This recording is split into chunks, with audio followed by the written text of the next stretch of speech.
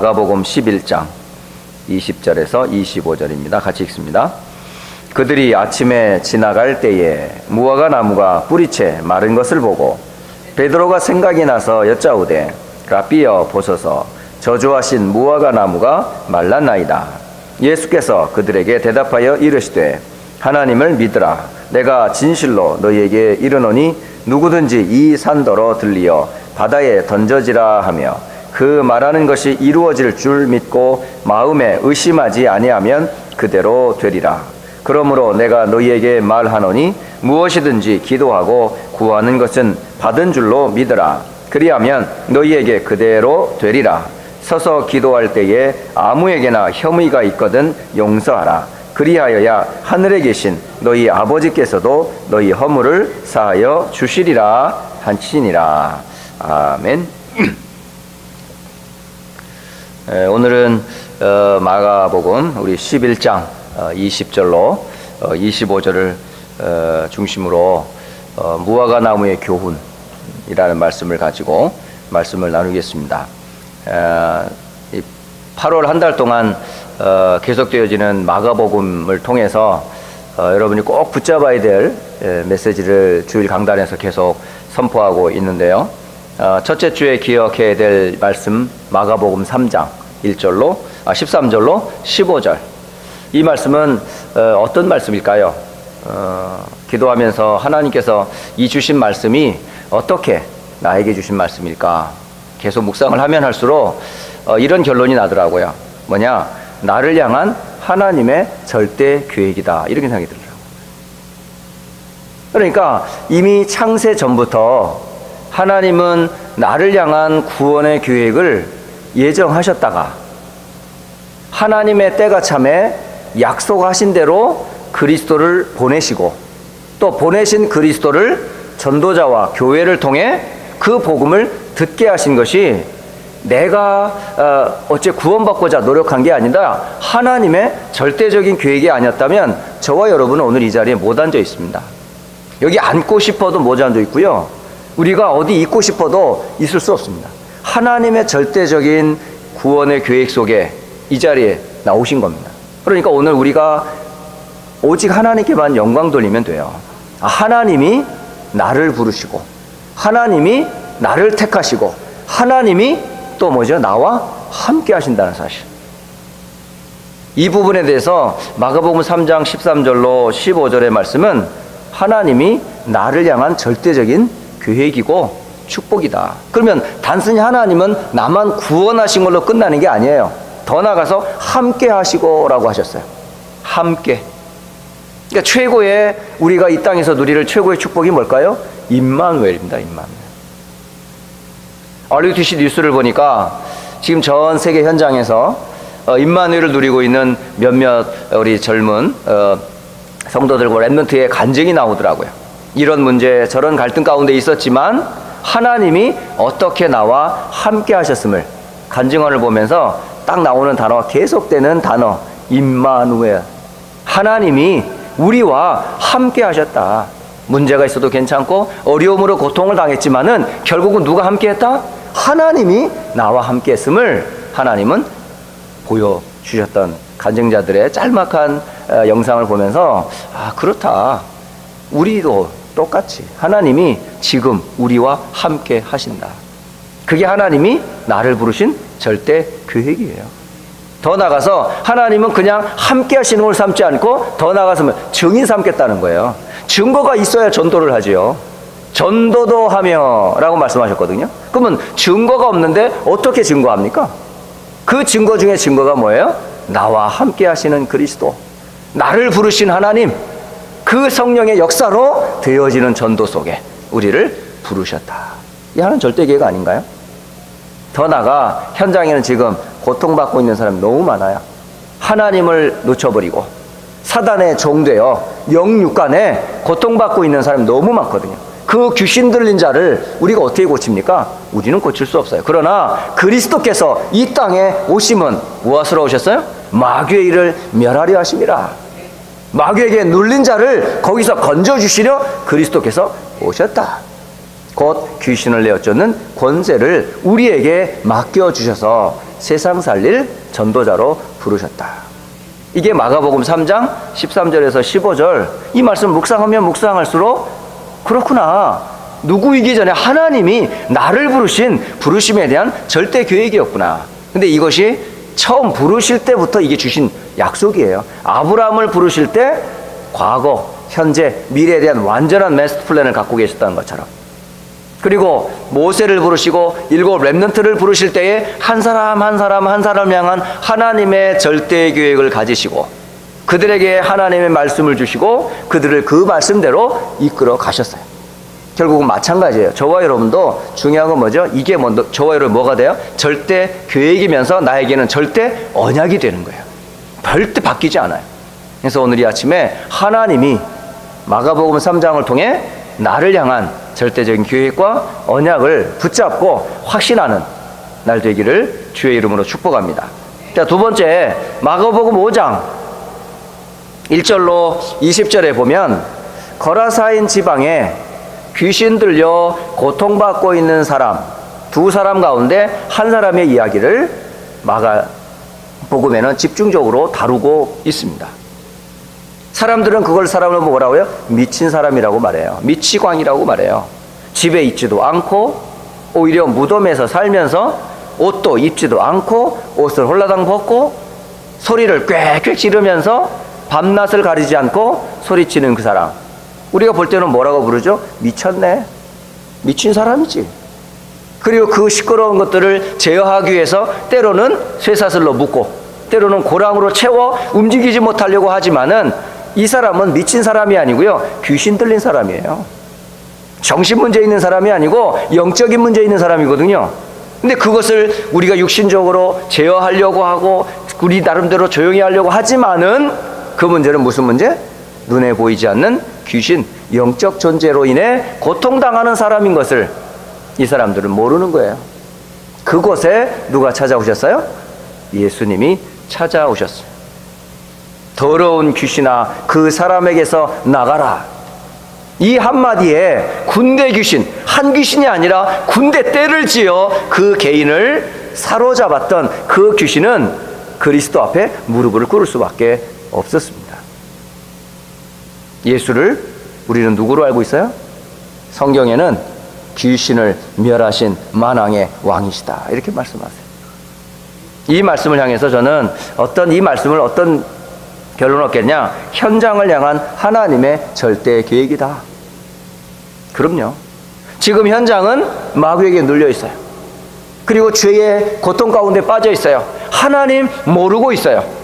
이곳을 향해 하나님은 뭐 하기를 원하세요? 그 현장을 살리기를 원하세요. 결국 하나님의 현장을 향한 절대 계획은 뭐죠? 살리기를 원하시는 거예요. 살리는 계획이에요. 살리는 계획. 세상 사람들은 치유하려고 하죠. 뭔가 억제하려고 해서 고치려고 하는데 고쳐지나요? 아니잖아요.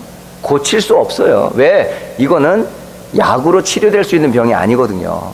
의사들의 그 의술로 해결되는 병이 아니거든요. 이 문제는 무슨 문제예요? 절대 인간이 할 수 없는 절대적인 영적인 문제예요. 그러니 영적 문제를 해결할 수 있는 길은 하나밖에 없다. 누구죠? 하나님밖에 다른 방법이 없어요. 그 하나님이 육신을 입고 오셔서 거라사인의 광인들에게 찾아오셔서 그들을 건져 주셨다. 바로 이게 하나님이 현장을 향한 절대 계획이었구나 라는 것을 말씀을 묵상하면서 얻게 된 두 번째 결론이었고요. 자, 그러면 오늘 이 무화과 나무의 교훈은 오늘 우리에게 무엇을 주고 계시는 걸까요? 근데 잘 기억하셔야 되는데 이 무화과 나무의 비유는 이게 그냥 툭 나온 얘기가 아닙니다. 예수님의 사역 말기에 이제 곧 고난을 당하실 붙잡혀 십자가를 지시기 전에 예수님이 이제 모든 사역을 뒤로 하고 이제 본 사역 중에 하나가 뭐냐면 잡히시고 결국은 십자가를 지셔야 될 그 시기에 이루어진 사건이에요. 이 말기 사역을 하시고 어디로 들어가셨냐? 예루살렘으로 입성을 하세요. 근데 예루살렘으로 입성하실 때에 예수님의 모습 한번 보신 적 있습니까? 상상해 본 적 있으세요? 예수님이 어마어마한 군대를 모으고 어마어마한 세력들을 가지고 입성한 게 아니에요. 저는 그 모습을 보면서 참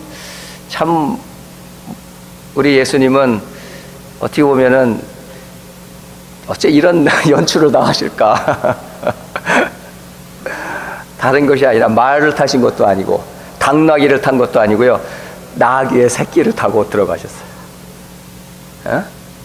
예수님이 나귀 새끼에 올라가서 예루살렘으로 들어가셨다니까.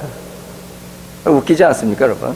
예전에 제가 결혼할 때 그 사진 찍은 게 한 장면이 있어요. 그 사진이 어떤 사진이냐면, 보통 결혼하면 웨딩을 하기 전에 야외 촬영을 하잖아요. 그러니까 야외에서 이제 공원에서 이제 신랑과 신부가 이제 옷을 입고 뭐 이렇게 해서 이제 사진 뭐 좋게 이렇게 찍고 있는 거예요. 찍고 있는데 그거는 연출된 사건이 아니었었어요. 거기 지나가는데 어떤 꼬마애가 자전거를 타고 세발 자전거를 타고 막 동네를 돌아다니는 거 있죠. 그러다가 그걸 툭 놓고 딴 데 놀고 있는 거야. 그걸 제가 딱 보는 순간 내가 저걸 타면 어떨까 생각이 딱 들어요. 그래 가지고 그 세발 자전거를 타고 새 신랑이 앉아서 세발 자전거를 타고 있는 내 모습을 사진기사가 떡 보더니 우와 하면서 그냥 사진을 탁 찍은 사진이 하나 있거든요. 그러니까 사람들이 우습다면서 어떻게 이런 기발한 아이디어를, 저도 그 자전거 있을 줄 알았습니까? 그거보다 더 우스운 분이 누군지 아세요? 예수님입니다. 예수님이 말을 탄 것도 아니고 그 백마를 타고 나와야 되는 거 아닙니까? 아니 흑마를 타든지, 아니면 좀 볼품 있게 하려면 조금 좀 큰 나귀를 타고 뭐 아니면 낙타를 타시든가 뭔가 이렇게 폼이 나오셔야 되는데, 예수님의 등장은 조그마한 나귀 새끼 겨우 한 살 올라타는 그곳에 나귀를 타고 키히히 하면서 거기 예루살렘으로 입성하시는 예수님. 여러분, 이게 뭔 얘기일까요? 바로 그 사건이에요. 이게 그 이후에 일어난 일이거든요. 요거는 바로 스가랴 9장 9절의 말씀을 성취한 내용입니다. 구약 성경은 말씀하고 계세요. 스가랴 9장 9절에는 시온아 따라 크게 기뻐할지어다, 예루살렘에 따라 즐거이 부를지어다. 보라, 네 왕이 네게 임하시나니 그는 공의로우시며 구원을 베푸시며 겸손하셔서 나귀를 타시나니 나귀의 작은 것 곧 나귀 새끼니라. 이 말씀을 성취하시는 모습이거든요. 단순히 나귀 새끼를 탄 게 아니에요. 이것은 하나님의 언약을 성취하는 모습이거든요. 곧 언약의 실체가 누구라고요? 왕 대신 그리스도. 비록 볼품이 없이 나귀 새끼를 탔지만은 그 나귀 새끼 위에 앉으신 예수님은 누구라고요? 공의의 하나님이시며 구원을 베푸시며 겸손하셔서 우리를 구원하신 하나님이시다. 바로 그분이 아니었다면 절대 저는 여러분은 이 자리에 설 수도 없고 올 수도 없습니다. 그때에 예루살렘의 많은 사람들이 겉옷을 깔고 종려가지 나무를 흔들며 외쳤던 이야기가 마가복음 11장 9절로 10절에 나옵니다. 호산나 찬송하리로다. 주의 이름으로 오시는 이여 찬송하리로다. 오는 우리 조상 다윗의 나라여 가장 높은 곳에서 호산나 하더라. 호산나, 이 무슨 뜻일까요, 여러분? 우리가 호산나 찬양 많이 하잖아요. 다른 뜻이 아니고 우리를 구원하소서. 이것을 시편 118편 25절에 기록되어 있거든요. 여호와여 구하옵나니 이제 구원하소서. 여호와여 우리가 구하옵나니 이제 형통하게 하소서. 그 말씀을 성취하시는 외침이었었어요. 이게. 그러니까 지금 나귀 새끼를 타신 것도 언약의 성취였고, 또 예루살렘에 입성할 때에 많은 여인들이 외쳤던 이 호산나의 외침도 역시 언약의 성취였었습니다. 그 예수님이 가신 첫 번째 곳이 어딘지 아세요? 그게 바로 예루살렘 성전이었습니다. 예루살렘 성전에 들어가셔서 둘러보았어요. 그때는 아무것도 하지 않으셨어요. 그냥 가셔서 온 예루살렘 성전을 둘러보시고 이제 저녁이 되어 이제 나오시게 됩니다. 그리고 오늘 15절을 몇 절이죠? 그 전에 볼까요?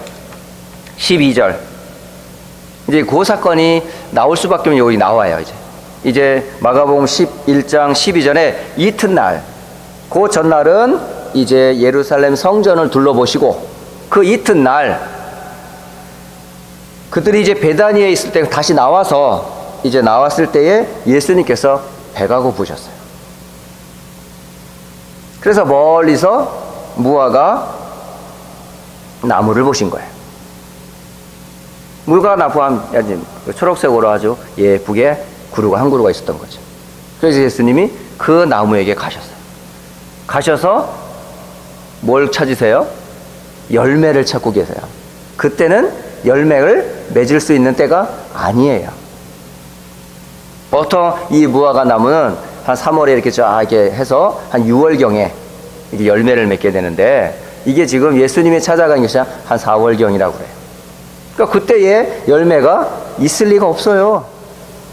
없는 무화과 나무 밑에서 예수님께서 열매를 구하셨다? 이게 말이 됩니까, 여러분? 상식적으로 추수 때가 아닌데 열매 딸 기회가 아닌데 가셔서 열매를 구하고 계셨어. 그리고 나무에 열매가 없는 거를 보시고 나무를 저주하셨어. 뭡니까 이거? 아니 때가 맞아야 뭘 열매 맺을 때가 됐으면 열매가 안 맺혔다면 이해가 되는데 열매 맺힐 때도 아닌데 열매를 찾으시고 그리고 열매 맺지 않았다고 그 나무를 저주하시면서 이래 말씀하셨어요. 14절에 예수께서 나무에게 말씀하여 이르시되, 이 무화과 나무에 이 나무가 이제부터 영원토록 사람이 내게서 열매를 따 먹지 못하리라. 이렇게 하시고 다시 예루살렘 성전으로 들어가신 겁니다. 그때 말씀 툭 던지고 가신 거예요. 가시고 성전에 들어가 보니 성전에서 무슨 일이 벌어지고 있는 줄 아셨어요? 지금 그 예수님의 그 발걸음에 만났던 무화과 나무가 조금 있으면 보여질 모습이거든요. 화려한 모습이에요. 예루살렘 성전의 모습이에요. 대제사장들이 있어요. 제사장들이 있고 레위인들이 있고 수많은 사람들이 지금 제사를 지낸다고 모여지는 그 모습이에요. 그리고 예수님이 들어가 보니 그곳은 그야말로 난장판이에요. 난장판. 무슨 일이 벌어진 줄 아세요? 그 안에서 하나님 앞에 예배하는 게 아니고 곳곳에서 이상한 소리가 들려 꽥꽥 소리 지르고 막 쨍그랑 소리가 들리고 왁짝지껄한 소리가 들리고 만민이 기도할 그 집에서 들리는 소리는 온갖 괴음, 소음이 가득 차 있었어요. 그 들어간 그곳이 어디 있었을까요? 바로 다른 곳이 아니고 성전 안에서 매매하는 자리, 동전을 바꾸는 자리, 그리고 비둘기를 파는 자리.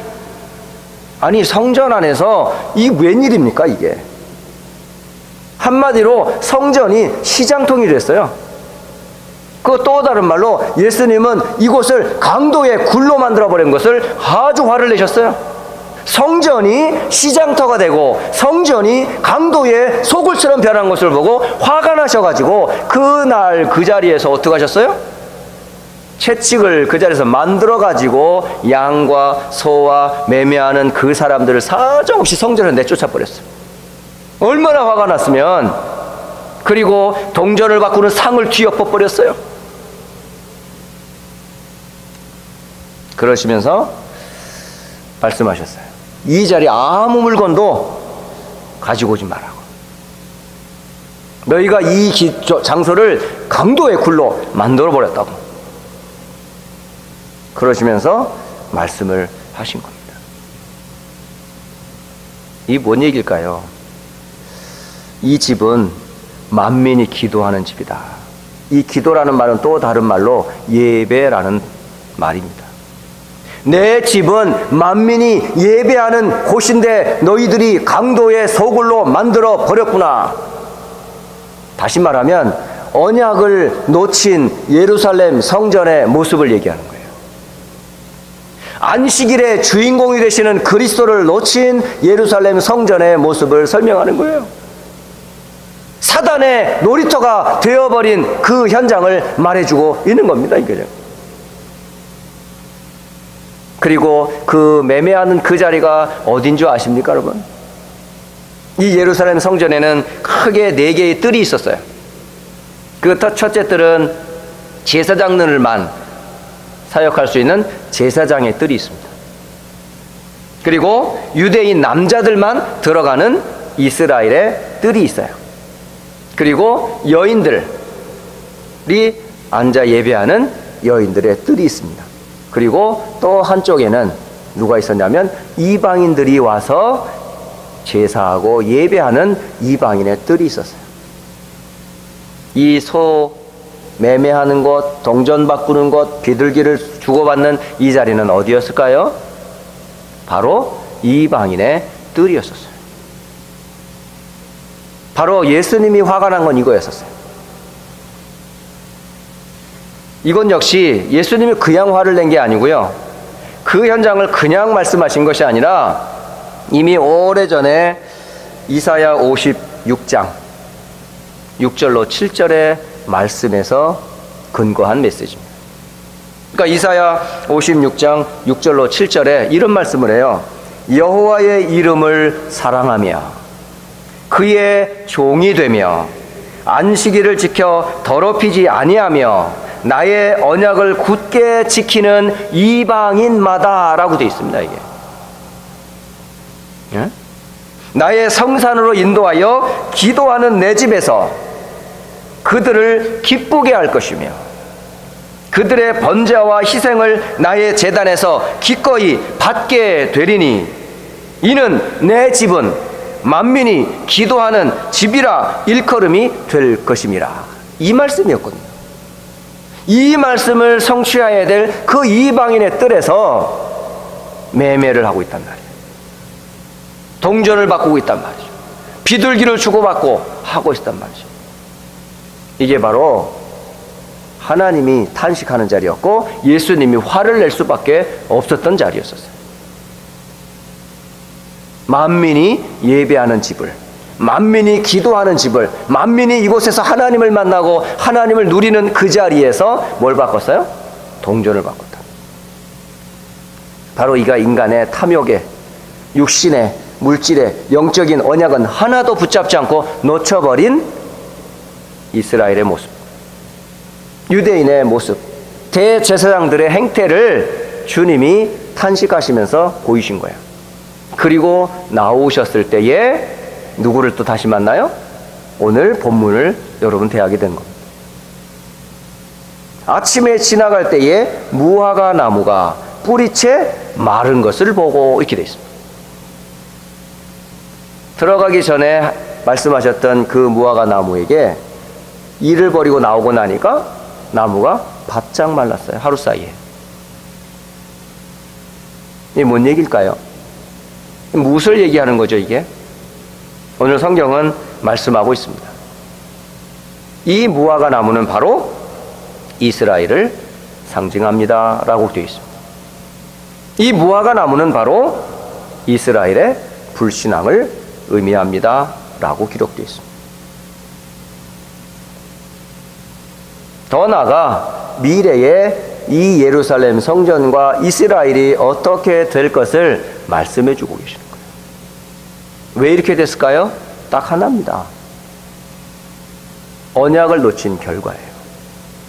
그리스도의 비밀을 놓친 성전, 하나님이 우리를 구원하시고자 하시고 하는 메시아의 약속을 놓친 성전, 형식만 있고 외식만 있고 오히려 종교적인 행위는 있지만은 언약의 실체가 되시는 그리스도 되시는 그분을 모르고 예배하고 있는 그 성전의 모습은 이렇게 될 거라는 거죠. 이게 예루살렘 성전의 이야기입니까 지금? 이건 바로 구원받은 성도들이 언약을 놓치지 말라고 하는 메시지입니다. 이게. 외식적이고 우리 형식적인 그런 예배나 그런 교회의 모습이 아니라 오직 교회가 붙잡아야 될 내용, 성도는 무엇에 올인해야 되는지를 말씀해 주는 메시지입니다. 이스라엘은 7번의 큰 재앙을 만났지 않았어요? 성경에 보면 애굽에 430년간은 뭐 했습니까? 이스라엘이 노예로 고통을 당했어요. 왜 그랬어요? 430년의 긴 세월 왜 놓쳤죠? 언약 하나 놓친 결과거든요. 그리스도의 약속을 놓친 후대들이 망하는 거예요, 이게. 그러니까 선대들이 언약을 놓친 결과로 누가 고통을 당하는 거죠? 지금 후대들이 고통을 당하는 겁니다, 지금. 우리 어른들이 그리스도의 언약을 제대로 붙잡지 않으면 고통은 누가 당하냐? 우리 후대들이 당한다고요.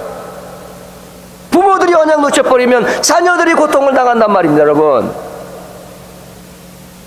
한두 해도 아니고 430년의 긴 세월을. 우리는 하늘 갖고 언약 잡으셔야 돼요. 지금 당장 먹고 사는 문제가 문제가 아니에요, 이게. 이게 죽고 사는 문제가 더 중요한 문제예요, 이게. 내가 사는 날 동안에 당하는 고통보다 더 중요한 게 우리 후대들의 고통을 우리 부모들이 사실은 그렇게 하고 있단 말이에요. 언약 제대로 전달하지 않으면 그뿐만이 아니잖아요. 블레셋과의 전쟁은 끊어지지 않았어요. 계속 블레셋은 이스라엘을 계속 괴롭혔어요. 왜? 제대로 언약 잡지 않으니까. 우상화되어 버렸어. 아람 나라가 괴롭히고, 심지어는 언약 놓친 결과로 북이스라엘은 아수르에 의해서 멸망을 당하고, 남유다는 바벨론에 의해서 멸망을 당하고, 결국은 포로가 되어 70년 동안 고통을 당하게 돼요. 이게 다 결과가 뭘까요? 딱 하나예요. 언약 놓친 결과입니다. 그리스도의 비밀을 놓친 결과입니다. 우상 숭배는 다른 것이 아니고 복음을 떠난 것이 우상 숭배거든요. 많은 분들이 우상하면 어떤 형상을 가지고 그 앞에 절하는 것, 하나님보다 더 사랑한다는, 너무 말은 맞는데 하나님보다 더 사랑한다가, 다시 생각해 보세요. 그 마음이 어디에 간 거죠 지금? 하나님께 두지 아니하고 다른 곳에 둔 거예요. 그건 복음으로 만족하지 않으니까 다른 걸 붙잡은 거거든요, 여러분. 오늘 여러분이 그리스도로 만족하지 않으면 여러분 다른 거 붙잡은 사람이에요. 하나님이 주신 약속은 오직 하나만 주셨는데, 그리스도라는 복음을 주셨는데, 저와 여러분이 그리스도로 행복하지 않으면 여러분 다른 거 붙잡고 있는 거예요. 곧 우상 숭배에 빠진 거거든요. 결과로 뭐가 돼요? 우리 후대들이 고통을 당하는 거예요. 이거를 지금 예수님이 무화과 나무의 비유를 통해서 우리에게 주시는 메시지입니다, 이게 지금. 결국은 로마의 속국이 되죠. 속국이 된 주제에 오신 메시아도 몰라보고 오히려 예수님을 죽인 민족이 바로 이스라엘 언약 놓친 사람들의 모습이었었어요. 그러니 상을 뒤엎는 예수님을 이해하겠습니까? 그리고 무화과 나무가 마른 그 현장을 보면서 무엇을 말씀하는지 사람들이 알 수 있겠습니까? 오늘 마지막 때에 일어날 일이라고, 미래에 일어날 일이라고도 합니다.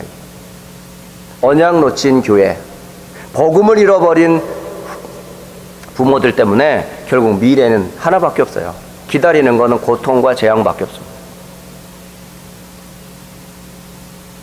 그 말씀은 곧 뭘 얘기하는 거죠? 곧 우리에게 주시는 메시지란 말이에요. 그래서 저는 오늘 이 무화과 나무의 교훈을 한마디로 뭐라고 정의를 내렸냐면, 교회를 향한 하나님의 절대 계획을 놓치지 말라는 거예요. 교회가 무엇을 붙잡아야 하는지, 교회와 성도들과 우리 후대들에게 무엇을 전달해야 할 것인지, 그 말씀을 오늘 저는 이 말씀을 준비하면서 붙잡게 되는 약속이었었습니다. 결론적으로 여러분 한 주간 동안에 3가지를 꼭 붙잡고 기도하시기 바라요. 첫째는 뭐냐면, 하나님이 나를 부르신 절대 계획, 항상 언약 잡고 기도하세요. 저와 여러분을 부르신 하나님이 나를 부르신 절대 계획, 이거 절대 놓치지 마세요. 우리가 잘나서 구원받은 거 아니고 어떤 능력이 있어서 구원받은 것이 아니라 하나님의 전적인 은혜로 구원받았어요. 그 은혜에 감사하는 그런 기도를 항상 고백하시고, 둘째는 현장을 향한 하나님의 절대 계획, 세상을 치유하는 게 아니라 세상을 살리라고 하나님이 거라사인 동인 지방을 통해서 주시는 메시지였었어요. 그리고 마지막 세 번째로는 우리 교회만이 아니에요. 사실은 모든 교회를 향한 하나님의 절대 계획은 오늘 무화과 나무의 교훈을 통해서 우리에게 주신 메시지입니다. 이번 한 주간 동안 이 세 가지, 나를 향한 하나님의 절대 계획, 현장을 향한 하나님의 절대 계획, 그리고 우리 교회를 향한, 또 세계 교회를 향한 하나님의 절대 계획, 이 약속 안 붙잡으면 어떻게 돼요? 당하는 거는 재앙밖에 없습니다. 고통밖에 없습니다. 그래서 이번 한 주간 동안에 여러분이 기도할 것, 그래서 예수님이 끝에 뭘 얘기하는 줄 아세요? 결론적으로 기도하라는 말씀을 주신 거예요. 바로 언약 잡고 기도하라는 얘기예요. 그래서 아니 무화과나무 교훈과 예루살렘 성전 얘기하고 나서 끝에 가서서 뭘 얘기하죠? 기도에 대한 비밀을 말씀으로 주고 마치거든요. 어떻게 이렇게 될 수 있습니까? 라고 물었는데 베드로가 그런 말씀을 하지요. 하나님을 믿으라 하고요. 하나님이 하시는 거예요, 이게. 하나님만 하실 수 있는 거거든요, 이게. 그러면 하나님이 하실 그 일을 우리가 할 수 있는 방법이 뭐라고요? 기도라고요, 기도. 그래서 이 산더러 들려 저 바다에 빠치우라 라고 하고 의심치 아니하면 그렇게 된다는 거예요. 이게 어마어마한 하나님을 믿는 자에게 나타나는 기도의 힘입니다, 여러분. 여러분, 기도는 이렇게 하는 거예요. 하나님을 믿고 그의 약속하신 언약을 잡고 기도하면 불가능도 가능케 하시는 하나님, 바로 창조주 하나님이시거든요. 구원의 하나님이시거든요. 지금도 역사하시는 성령의 하나님이시거든요. 그리고 결론적으로 끝에 가셔서 뭐라 그러면, 혹시 주변에 아무에게나 혐의가 있거든 용서해라. 잘못 있다. 그러나 용서해줘라. 그래야 너의 허물도 하나님이 용서하시리라. 그만큼 교회 안에 인간관계가 얼마나 중요하지. 부부든지 자녀든지 교회 안팎의 성도든지 관계가 그렇게 중요해요. 왜? 이게 기도의 문을 가로막거든요. 하나님과의 관계를 그리스도 안에서 회복이 됐음에도 불구하고 우리는 인간적인 관계를 계속 매듭 짓고 있다면 우리는 복음의 사람 아니죠. 우리는 허물이 없습니까? 우리는 털면 먼지 안 나나요? 구석구석에 하나님이 만약에 우리의 지적할 잘못거리들을 찾고 있다면 우린 사정없이 들키고 싶지 않았던 걸 다 드러내야 될 텐데, 여러분. 그런 수치스러움을 우리는 당할 수밖에 없는 죄인인데 누가 누구를 허물하고 누가 누구를 용서합니까? 우리는 다 용서받은 죄인이거든요. 그러니 교회 안에서 안팎에서 여러분 그런 것들이 있으면 용서로 다 풀어주시고, 여러분 그리스도 안에서 참 복음의 축복들을 누리시며 오늘 주신 기도의 참된 힘을 회복하시기를 주 예수 그리스도 이름으로 축복합니다. 기도.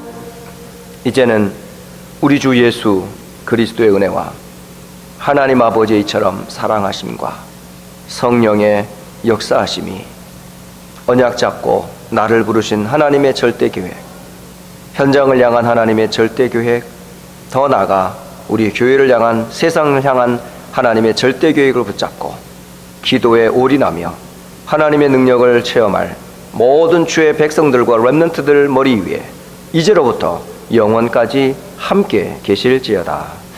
아멘.